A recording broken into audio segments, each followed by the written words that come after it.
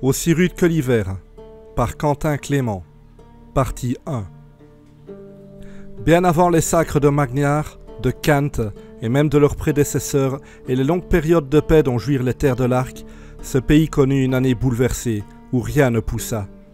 Durant 13 cycles lunaires, la terre ne fit pas connaître ses bienfaits aux hommes, ne leur offrant ni fruits, ni céréales, ni légumes.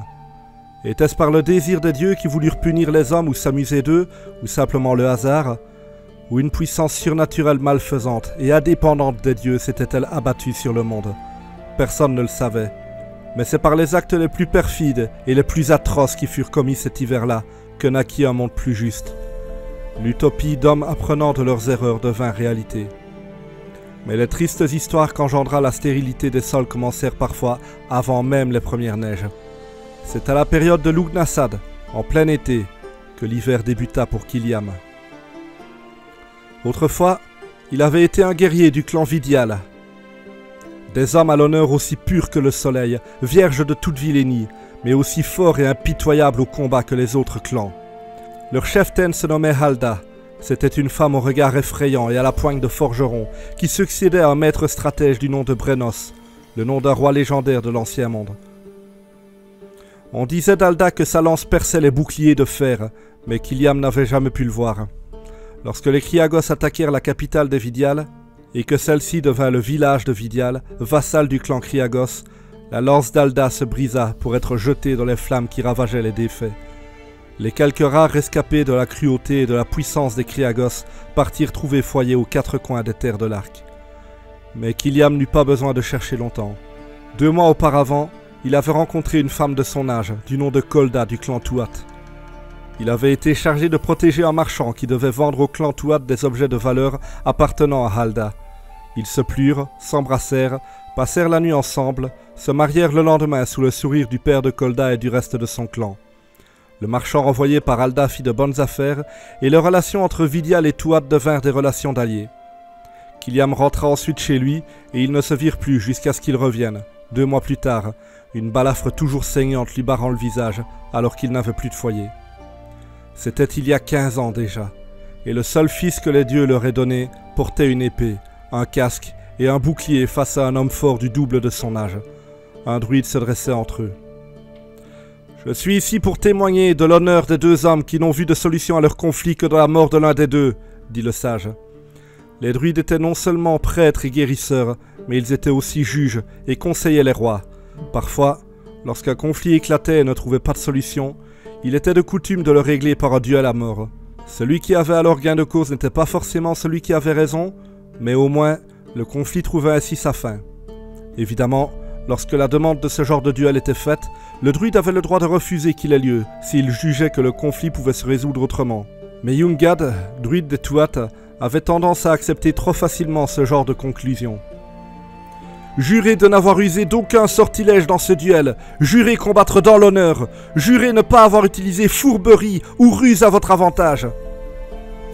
Et tandis que celui qui connaissait le chêne énonçait les nombreuses choses qui devaient lui assurer que le combat était loyal, entre un adolescent et un homme de la force de l'âge, Nunger, un ami de Kiliam qui découvrait à peine ce qu'il se passait, vint s'adresser à celui qui regardait la fin de son unique enfant approcher. « Pourquoi ils se battent » demanda-t-il simplement. « Cet homme a plaqué sa main au cul de Ninda, expliqua le père de famille. Mon crétin de fils pensait l'impressionner en la défendant et en lançant un duel d'honneur à un guerrier aguerri. Et tu ne vas rien faire pour sauver ton fils? Tu sais que face à Grecht, Hagen n'a pas la moindre chance. C'est un duel à 1 contre 1 qu'il a voulu en son âme et conscience. L'homme qui se dresse devant lui se battra avec honneur. Hagen devra faire de même s'il est bien mon fils. Je perdrai ma fierté et lui prendrai la sienne si j'intervenais. Il vaut mieux encore qu'il meure aujourd'hui et qu'il soit accueilli par les dieux ce soir. » Nunger posa sa main sur l'épaule de son ami. « Béni soit ton courage, tu es un homme vaillant. Mais Kolda n'est pas avec toi. Elle refuse de voir notre fils mourir.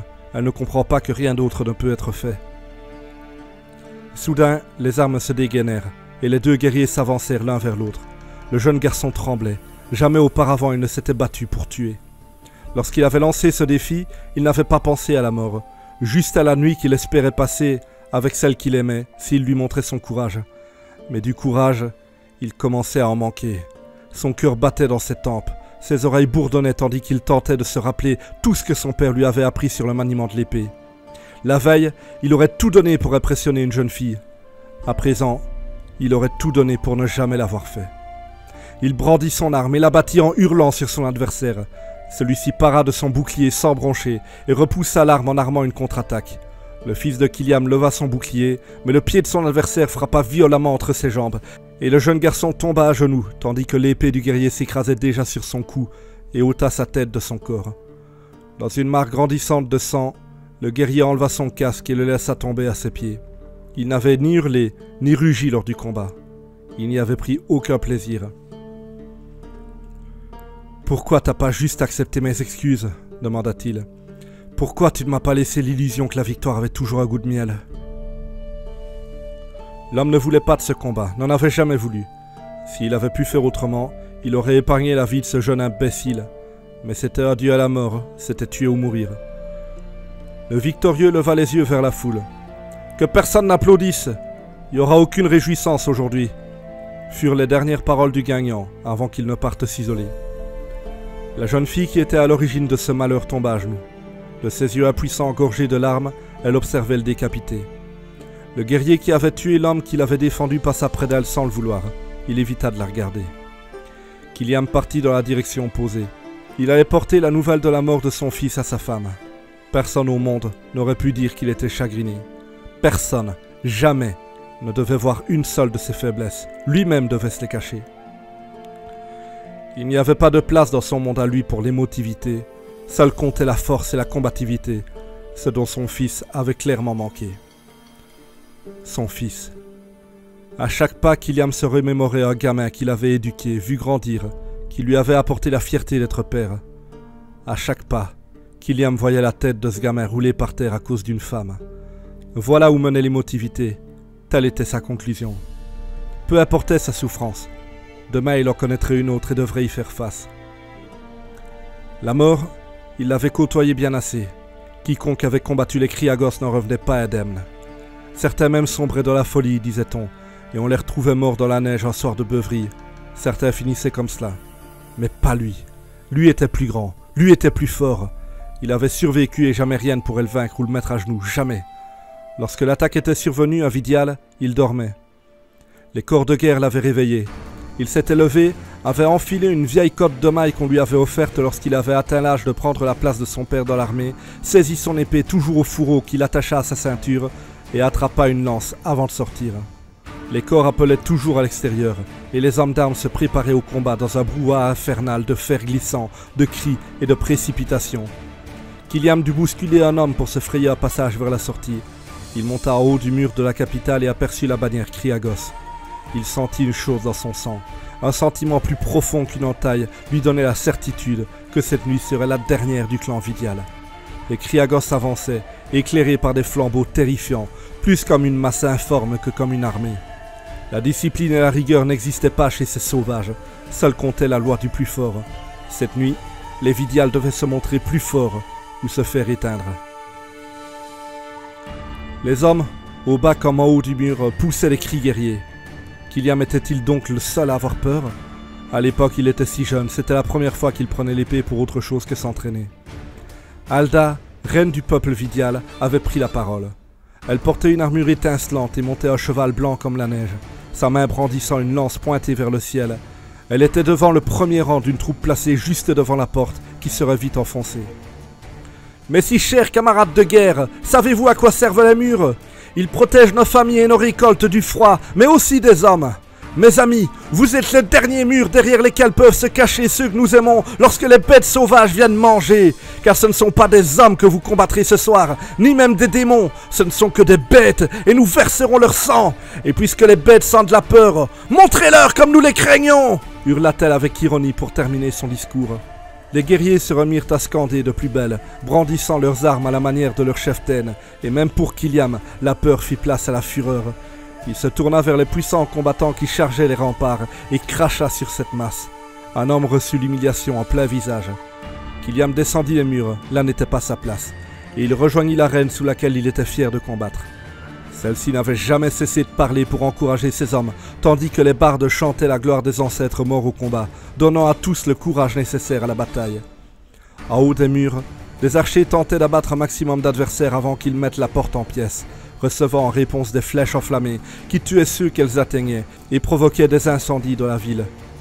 Les guerriers commencèrent à perdre leur organisation, tandis que certains quittaient leur poste pour maîtriser le feu.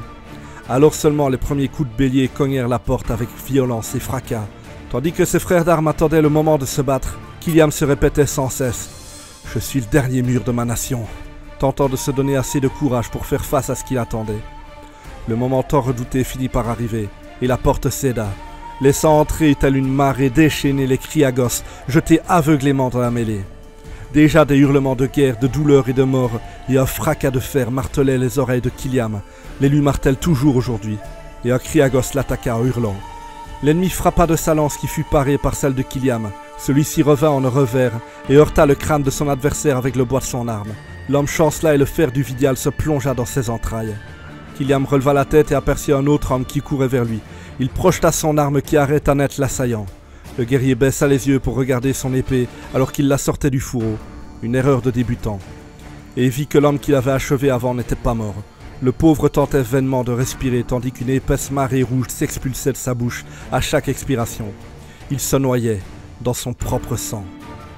Le Vidial observa autour de lui.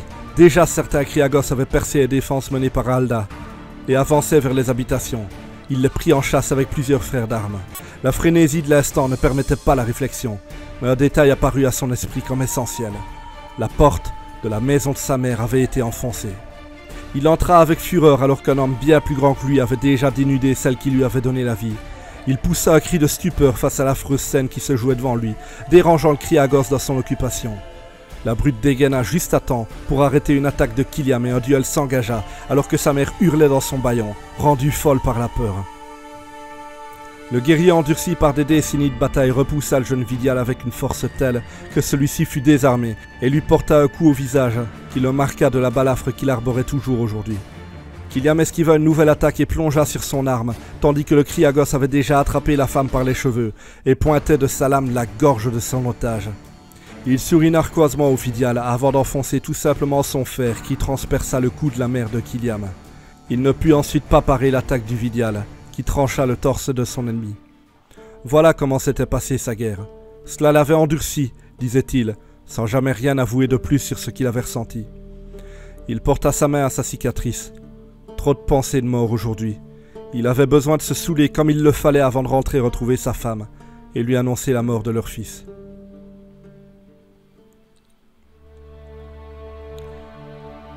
« 19e jour du mois du Bouleau, capitale Goeth. Debout, seul dans la nuit, luttant contre le froid en se serrant contre lui-même, Cladil du clan Goeth regardait au loin comme le voulait sa mission d'aujourd'hui, garde sur le mur. Une tâche ingrate si l'on voulait son avis. Quel genre de fou ferait la guerre par un tel froid? La neige par terre remontait jusqu'à ses chevilles, la glace rongeait le sol. Il n'imaginait pas une seule seconde que le clan a besoin d'un garde pour observer si personne n'attaquait. Qui donc viendrait? Qui mettrait le nez dehors dans un moment pareil? Personne, à part un guerrier malchanceux à qui on avait donné l'ordre de surveiller il ne savait quoi. Il se racla la gorge et cracha une glaire qui creusa un petit cratère dans la neige. Toujours ce goût de sang dans la bouche. Jamais cette sensation de dégoût ne l'avait quitté depuis ce jour. Cette année commençait vraiment d'une étrange façon. Depuis Samonios, il n'avait pas vu un seul jour sans neige. D'habitude, ces flocons blancs venaient plus tard dans l'année, les enfants y jouaient et parfois même les adultes. La neige avait toujours été signe de réjouissance. Mais celle-ci vous rongeait la peau comme du feu. Même respirer était douloureux tant l'air était glacial. En y réfléchissant, les dieux avaient peut-être déjà donné de dures épreuves aux Goeth à la fin de l'été. Des mois secs, un soleil brûlant, plusieurs incendies dans les champs et même dans les forêts, faisant fuir les animaux, proie des chasseurs qui devaient rapporter de la nourriture. À peine la part sombre de l'année pointait-elle son nez que déjà les réserves de nourriture baissaient dangereusement. Et Cladil ne voyait pas des centaines de solutions pour trouver à manger pour le clan. Il cracha à nouveau, tentant par amusement d'envoyer son projectile visqueux au même endroit que la dernière fois. Toujours ce goût de sang, hein? Il reconnut la voix de Blodal. Pour lui, plus un frère qu'un frère d'armes. Tous deux savaient tout l'un de l'autre. Ils avaient grandi ensemble, avaient combattu ensemble, avaient aimé et haï ensemble. Tous deux âgés de 24 ans, Blodal était un peu plus grand. Blond et bouclé, on disait souvent de lui qu'il avait gardé les cheveux de son enfance.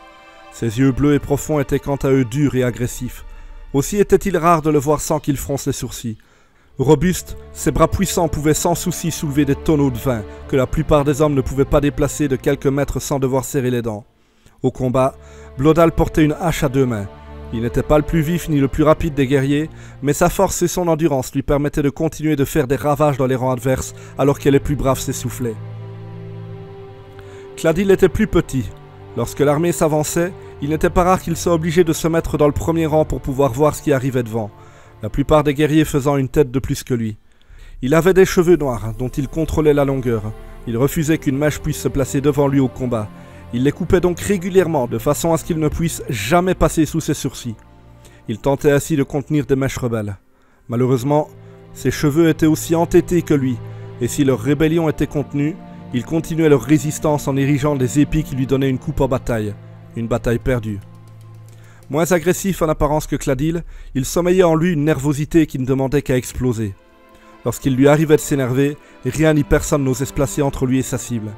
Il possédait un bouclier très large, héritage de son grand-père qui fut chef des Goëtes durant 7 ans, ainsi qu'une épée avec laquelle il pouvait trancher un membre d'un coup sec, tant elle était tranchante. Elle aussi, héritage de son glorieux aïeul. Blodal tenait une corne dans chaque main et entendit une à Cladil. « Ça te fera passer le goût et ça te réchauffera. »« C'est du vin ?»« C'est du vin. » Cladil prit la corne et en but 3 grandes gorgées. Il sentit la chaleur descendre le long de son œsophage et le bon goût de la boisson couleur sang noya sa bouche. Le guerrier sentit un frisson. L'envie de cracher le reprit. Ça l'habitude. Mais il s'en retint pour ne pas vexer son ami qui lui avait donné à boire. « Alors, qu'est-ce qui se passe en ville ?»« Rien du tout. Personne n'est dehors à part toi et moi. » Cladil ricana. « Je m'en doutais, par ce temps même les loups sont à l'intérieur. » Les deux compères se rirent avant de boire une nouvelle gorgée. Blodal vit son ami déglutir ensuite et comprit son envie. « Si tu veux cracher, vas-y, je sais que le vin n'a rien à voir. » Et Cladil s'exécuta, ratant une deuxième fois sa cible. « Je peux cracher autant que je veux, ce goût de sang revient toujours. » Cladil avait l'amertume et la souffrance dans la voix. « Et je peux me saouler autant que je veux, j'aurai toujours soif, » répondit son ami pour tenter de l'apaiser. « Le goût du vin est plus agréable que celui du sang. » Blodal soupira lourdement. Il lui arrivait de se demander si un jour son ami vaincrait enfin ses vieux démons. Il décida de changer de sujet. « En parlant de sang, nous pourrons peut-être bientôt aller nous battre. » Cladil sourit de toutes ses dents. « Enfin un bon pillage, 2 ou 3 chaumières incendiées auront l'avantage de réchauffer l'air, et je ferai enfin ce pourquoi je suis payé au lieu de geler ici. Je me doutais qu'on partirait bientôt nous battre. À part prendre de force les récoltes de nos voisins, quel autre moyen il nous reste de nous nourrir ? » Bientôt, bientôt, attends, c'est vite dit. Il perdit son sourire. « Explique-toi. Tout le monde sait qu'on n'a plus assez à manger pour tenir jusqu'à la fin de l'hiver, les guerriers s'ennuient et les enfants ont faim. Dalos, notre chef, pense comme nous, il désire se battre. En ce moment, il parle avec le druide Tilga du meilleur clan à piller. J'ai épié leur conversation et notre cher sage est remonté contre l'idée d'une guerre. » « Et pourquoi ça ? Il dit que cette neige est anormale. Il y sent quelque chose de malsain. Il dit qu'elle est là parce que les dieux sont en colère et qu'une bataille risquerait de les affecter encore bien plus. »« Idiotie !» s'énerva Cladil. « Il y a une semaine, les Karsti ont pillé un village rognac et leur druide chantait avec les bardes et encourageait les guerriers. Si Tilga sent quelque chose de mauvais, pourquoi pas le druide des Karsti ? » « J'en sais rien, moi. Je suis pas censé comprendre ce genre de choses. » Le guerrier cracha une nouvelle fois, imaginant cette fois le visage de Tilga.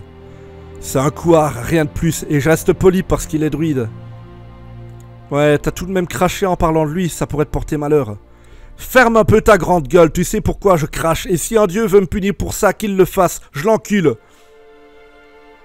Blodal leva sa corne, comme s'il buvait à ses paroles. En vérité, il voulait juste éviter de répondre. Il savait comme Cladil pouvait être irritable lorsque l'on parlait de son toc. Il connaissait également l'affreuse histoire qui lui avait valu cette habitude.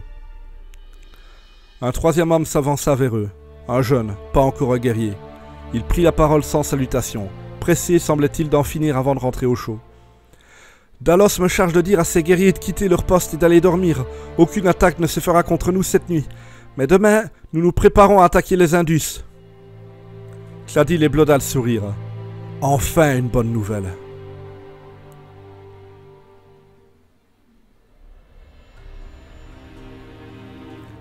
La même nuit, bien plus au sud des terres de l'Arc. L'hiver était ici aussi brûlant que dans le Grand Nord. Habituellement, les nuits dans les forêts du début de l'année étaient plus silencieuses que des tombes. Mais dans ce bois, le calme était rompu depuis de longues minutes par deux voix aussi puissantes l'une que l'autre, enragées par un conflit stérile. « Tanor, tu ne comprends pas, les hommes ont froid, les hommes ont faim !»« Bien sûr que si, je comprends, Ogdur, mais si personne ne passe sur les routes, on peut attaquer personne, t'as une meilleure solution ?» Dans un petit bivouac de bandits, deux hommes criaient, poings serrés, tentant d'imposer leur point de vue à l'autre. Il y avait là une vingtaine de brigands vêtus des fourrures les plus épaisses qu'ils avaient pu trouver, grelottant même près du feu alors que la neige atteignait leurs mollets. Tanor, le chef de la bande, était un homme robuste au regard franc. Ses longs cheveux roux tombaient en d'épaisses boucles jusqu'à ses larges épaules. De taille normale, ses bras puissants et son regard autoritaire pouvaient impressionner la plupart des voyageurs. Aussi gagnait-il son pain la plupart du temps sans verser le sang. Face à lui se tenait Ogdur, le marteau. Le bandit était le guerrier le plus grand de la bande, et jamais jusqu'aussi loin que sa mémoire pouvait le porter, il n'avait affronté ni même rencontré d'homme plus grand que lui. Il portait de longs cheveux noirs comme le charbon, et plus épais encore que la tignasse de Tanor qui coulait le long de son visage, pour se nouer dans sa barbe plus que fournie. Mais plus que sa taille, Ogdur était impressionnant par sa stature.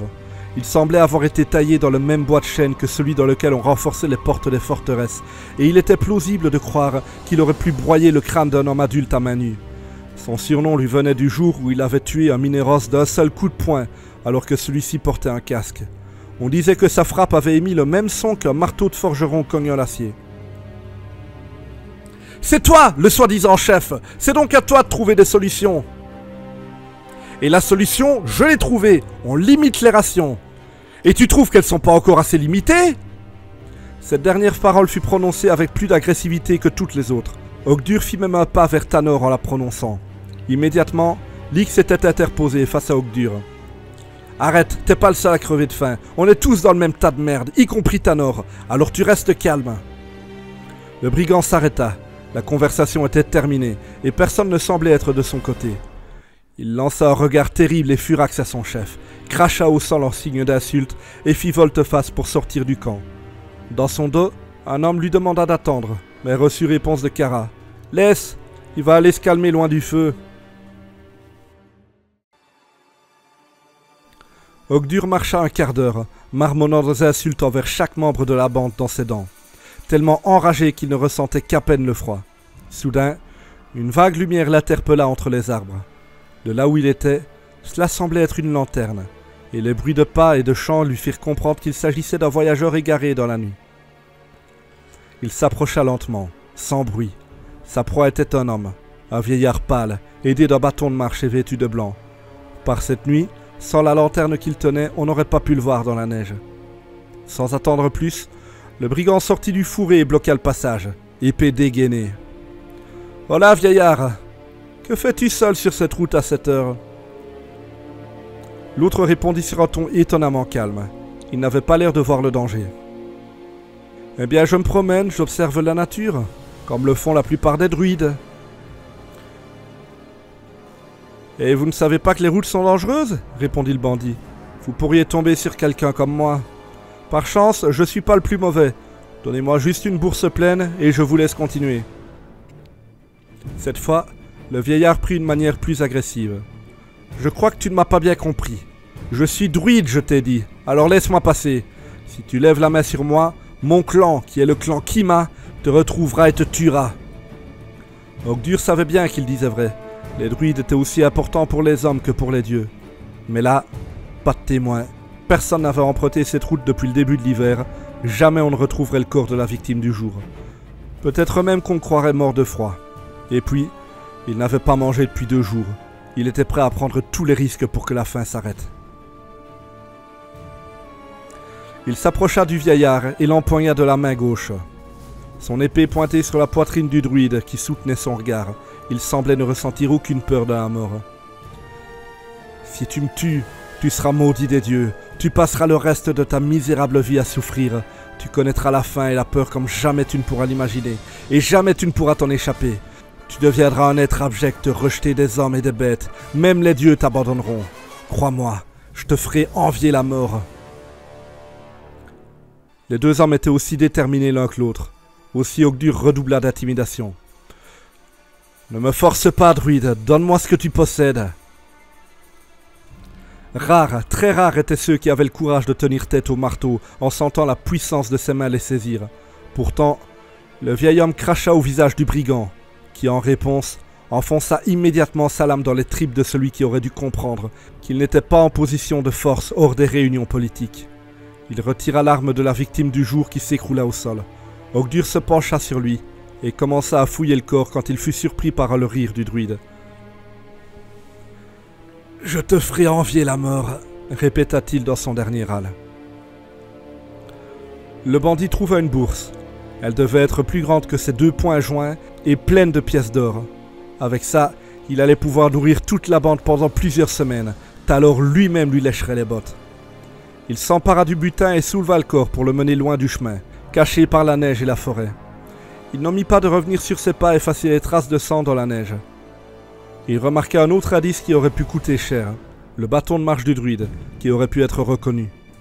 Il se saisit de l'objet et il frappa contre son genou pour le briser. Il dut s'y reprendre à 3 fois, mais lorsque le bois se fendit, un vent violent et glacé se leva sur lui. Les flocons posés sur les arbres se jetèrent sur lui, giflant son visage. Il sortit du sentier, se cachant de la tempête derrière un buisson. Le vent finit par tomber, et Ogdur rentra au camp. Dans la bande, personne ne dormait encore. La douleur du froid et de la faim empêchait les hommes de trouver le sommeil. Comme tous les soirs, Aldor tentait de séduire Kara, mais celle-ci, comme chaque soir, attendait le moment où il allait poser une main sur elle pour lui faire une clé. Cette fois-ci, elle avait décidé de lui casser le bras. Ainsi, peut-être qu'il allait enfin comprendre. Le marteau revint finalement. Tanor se leva et l'interpella. « J'espère que tu viens avec des excuses. »« Je viens avec mieux que ça, soi-disant chef. » Ogdur brandit la bourse et la lança aux pieds de Tanor. Celui-ci la ramassa et l'ouvrit, ne croyant qu'à peine à ce qu'il y trouva. « Où est-ce que t'as trouvé une telle somme ?»« Quelqu'un sur la route. Un druide. Je l'ai tué et j'ai pris son or. » Sur ces mots, toutes les conversations, tous les bruits du camp firent place au silence, tandis que tous les regards se posèrent sur Ogdur. Tanor s'approcha de lui et lui tendit la bourse. « Reprends cet argent. Tu l'as pris à un druide que t'as tué? Reprends ça et va-t'en. T'es plus des nôtres. »« Quoi ?» s'offusqua Ogdur. « Excuse-moi si j'ai faim et si j'ai trouvé une solution. »« Mais tu comprends pas ?» intervint Sylvos. « Espèce de crétin fini. Cet argent va amener le malheur sur toute la bande, et toi aussi. » Mais le marteau ne l'entendait pas de cette oreille et refusait d'admettre avoir commis une faute. « Très bien, vous avez tous faim et Tanor vous interdit de prendre mon argent parce qu'il est lâche, parce qu'il est faible. Alors je refuse d'être encore sous ses ordres. Que ceux qui veulent manger à leur faim me suivent et que les autres baltringues restent là et crèvent. » Personne ne répondit. Seul le silence de la nuit semblait rester du côté d'Ogdur. Tanor finit par reprendre la parole. « Si tu veux, tu peux passer la nuit ici. Et tu peux attendre demain pour partir. » Mais celui qui était devenu paria chez les parias, rejeté des hommes et des bêtes, cracha une nouvelle fois au sol.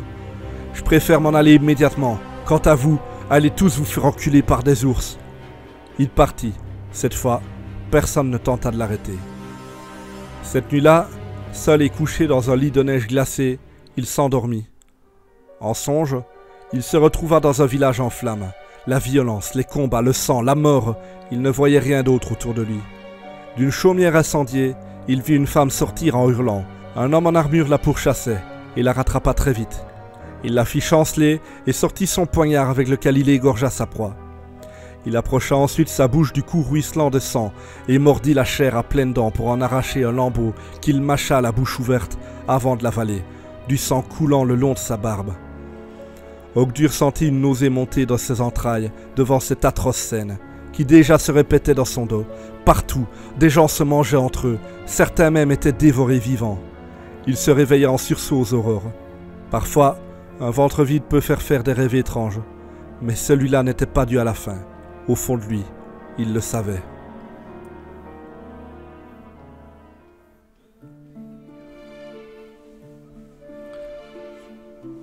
La même nuit, à la capitale Tuat, Kiliam buvait sa 13e bière de la soirée.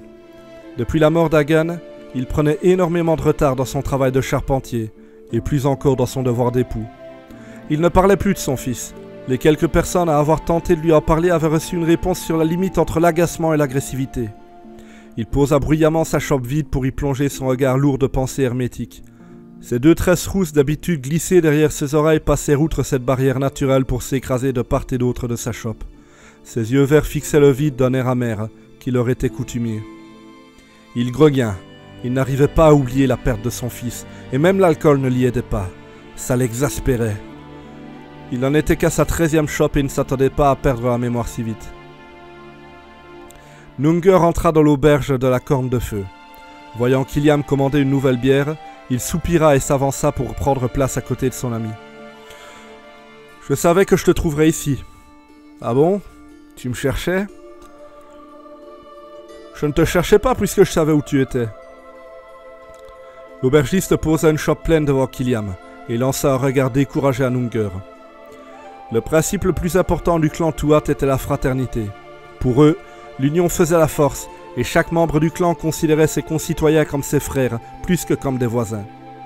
Dreng, l'aubergiste, connaissait aussi bien Killiam que Nunger ou que n'importe quel autre habitant de la capitale Tuat. Il l'avait vu sombrer depuis le décès d'Hagen, et savait que rien ne l'aiderait à part, peut-être, le temps. Killiam se tourna vers Nunger. « Mais tu voulais me parler, j'imagine. »« Ouais, tu devrais sortir un peu d'ici. Tu passes tes journées à la Corne de Feu à te saouler. »« Je passe mes journées où et comme je l'entends, » interrompit fermement le Vidial. « Tu fais ce que tu veux, mais moi je te mets en garde. Si tu ne reprends pas ton travail, t'auras vite plus d'argent pour boire. Et si tu ne t'occupes pas de ta femme, tu vas la perdre elle aussi. » Killiam détourna le regard. Il but une grande gorgée de bière et reposa la chope à moitié vide sur le comptoir. « Je l'ai perdu, en même temps que j'ai perdu Hagen, » soupira-t-il. « Ce qui est fait. Hagen est mort et ni toi, ni Kolda n'y pouvaient rien. Même les dieux ne peuvent pas le faire revenir. Mais elle et toi, vous êtes toujours ensemble et vous pouvez fonder une nouvelle famille.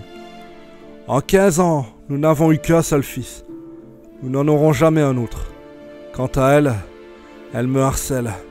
Elle voulait que je venge notre fils, que je tue Grecht, alors qu'il n'a fait que de se défendre dans un duel d'honneur à 1 contre 1.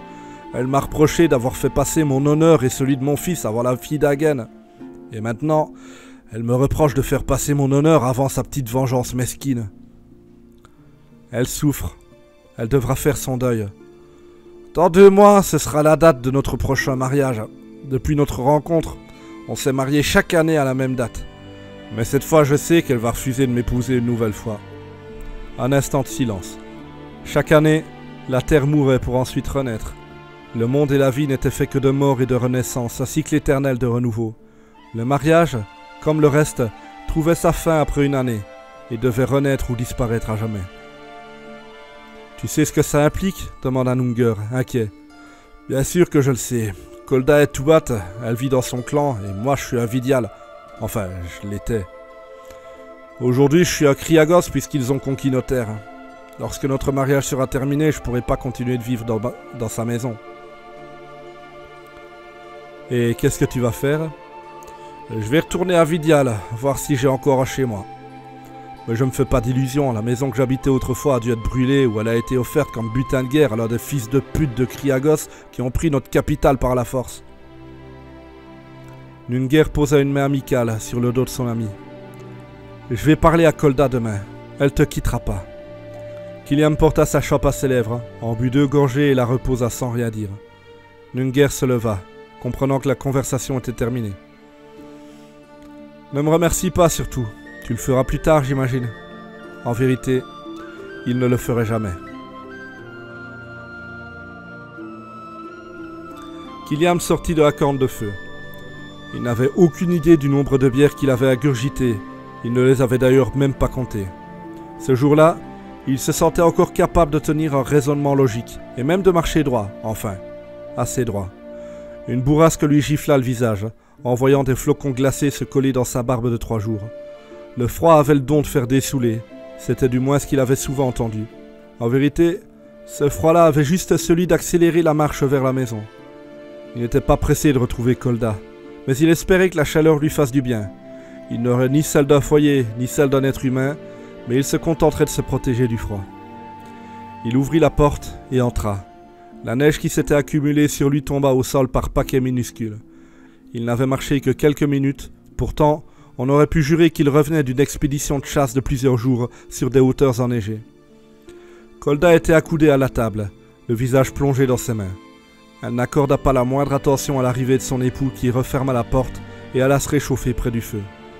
Ni l'un ni l'autre ne prononça une seule parole durant plusieurs minutes. Killiam lançait des regards intrigués à sa femme, totalement immobile. « J'en ai assez qu'il neige. Si tu savais comme j'en peux plus de voir toute cette neige, souffla-t-elle sans bouger plus. Killiam soupira lourdement. La neige est pas prête de cesser de tomber, tu sais. Tu peux rien y changer. Elle releva enfin la tête. Son visage était rougi et couvert de larmes. Je sais ce que tu vas me dire, Killiam. La vie est difficile et on peut pas la changer, on doit accepter notre sort et avancer malgré lui. Il lui sourit et répondit d'un ton narquois. Si tu sais tout ça, pourquoi tu t'obstines à t'apitoyer? Elle détourna la tête le temps de réprimer un sanglot et renvoya sur celui qui ne lui offrait plus aucun amour un regard de haine. Qu'est-ce que tu voudrais? Que je fasse comme toi? Comme si rien ne me touchait? Ce que je voudrais, Kolda, c'est que tu cesses enfin de pleurer. Elle replongea dans ses mains et prit une voix lasse. C'est pas facile, tu sais, de vivre sans son fils. Mais Killiam lui répondit insensiblement. Ouais, c'est bien plus facile de s'en plaindre. Quoi? Rugit-elle en relevant la tête, oubliant une fois de plus que Killiam aussi avait perdu son fils. Tu es une femme, pas une enfant, tu dois agir comme telle. Notre fils est mort, mais tu dois faire preuve de courage et vivre avec, car quoi que tu fasses, rien ne le fera revenir. J'imagine que c'est plus facile d'accepter la mort des nôtres lorsqu'on a déjà laissé crever sa femme une fois. J'oublie que je parle à un déserteur. L'homme fit 2 pas en avant et cogna du poing sur la table. « Je ne suis pas un déserteur !» hurla-t-il. « Tu as quitté ton poste lors de la bataille de Vidial, non? Ça fait bien de toi un déserteur. » Pour aller sauver ma mère, j'ai quitté mon poste pour protéger les civils et je n'ai pas quitté le champ de bataille. Oui, et tu n'as sauvé personne, ni ta mère, ni même ton fils. Tu les as vus mourir et tu as laissé faire. Killiam serrait les poings. Il ressentait autant de peine que de rage. Il aurait pu hurler et pleurer en même temps. Il l'aurait tué s'il ne l'avait jamais aimé. Les femmes en peine peuvent souvent se montrer plus dures encore que les hommes. Mais il ne lui répondit pas. « Je pense que tu devrais partir. » Il prit la direction de la porte. « Ouais, tu as raison, je vais retourner me saouler. » Il ouvrit, laissant entrer le blizzard. Le froid glacial qu'il venait de quitter lui mordit les os à nouveau, mais sa femme l'arrêta. « Ma décision est prise. Je ne t'épouserai pas pour une nouvelle année. Tu n'auras qu'à aller crever au fond d'une forêt ou derrière une taverne, je m'en contrefous. Bientôt, tu n'auras plus rien à faire ni dans mon clan ni dans ma maison. » Il se tourna vers elle. Il n'était pas choqué. Il s'attendait à ça depuis longtemps. « Et pourquoi on attendrait plus longtemps? Je m'en vais. Adieu, Kolda. » Et il referma la porte sur l'image de sa femme. La nuit était aussi noire que sous terre, et la neige poussée par les violentes rafales brouillait encore sa vue. Il n'avait ni provisions, ni argent. Il quitta la capitale Tuat, son foyer depuis que le dernier avait brûlé, sans un adieu ni à ses voisins, ni à ses amis. Il passa la grande porte et arracha le saillon aux couleurs Tuat qu'il avait porté tout ce temps. Il était à présent officiellement paria. Les jours qui suivraient s'annonçaient durs, mais il avancerait, malgré eux. Fin de la partie 1.